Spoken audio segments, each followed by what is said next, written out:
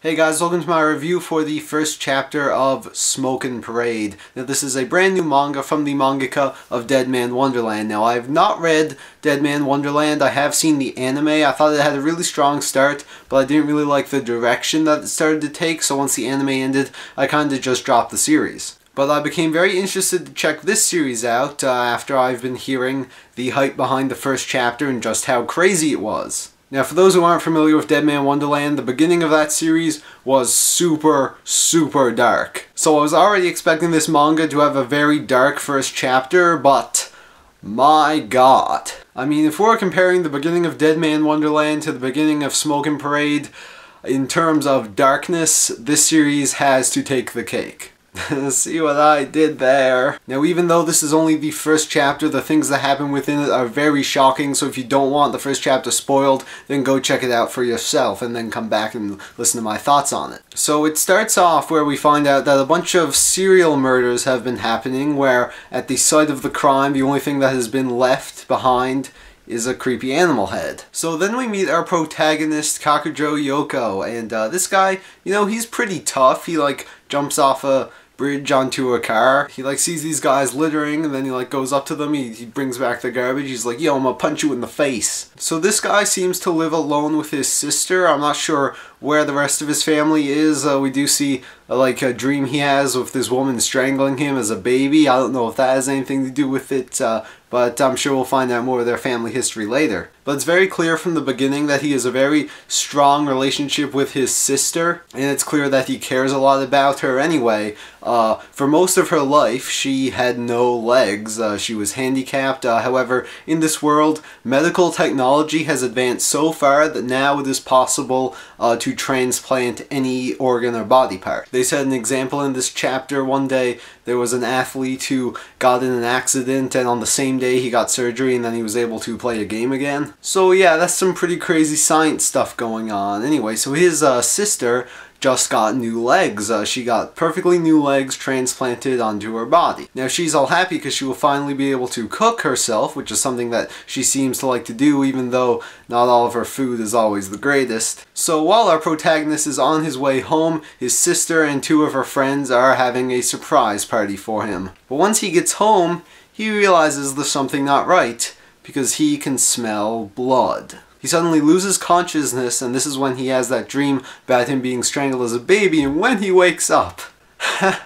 So two of his sister's friends are there, dead, and his sister is there, with his birthday cake, made out of his own body parts. Because when he was unconscious, his sister cut off both of his arms and one of his legs. And then to make things even worse, she grows this crazy bunny rabbit head. And our protagonist, he's just sitting there, he's just completely shocked at what's going on. His sister, who was perfectly fine before, cut off his limbs and is feeding it to him. How does someone come up with a story that is just this dark? This was insane. Anyway, so then there's these group of guys called the Jackalope Parade, who we find out are the ones responsible for all of these so-called serial murders, and then they show up to their house while his sister is going crazy. And they pretty much just start shooting her up. They're like, yep, you're dying, and the protagonist, he's there, he's like, whoa, you're killing my sister, don't do that. And then they tell him that there is a 0.2% chance that anyone who gets transplant surgeries from this company who does them will go crazy and turn into a psychotic murderer like his sister is doing right now. And he is still sitting there missing 3 of his limbs and bleeding to death. And then when they're about to finish his sister off, he gets in the way because he's like, bruh, don't kill my sister, even though they're trying to explain to him that she is gone. She is a crazy monster now. But he gets in the way of their shots. He gets shot right through the gut. I really want this to get an anime so someone can edit Bon Jovi shot through the heart in that scene. That would be amazing. But yeah, so his sister, she dies, and he's just there dying.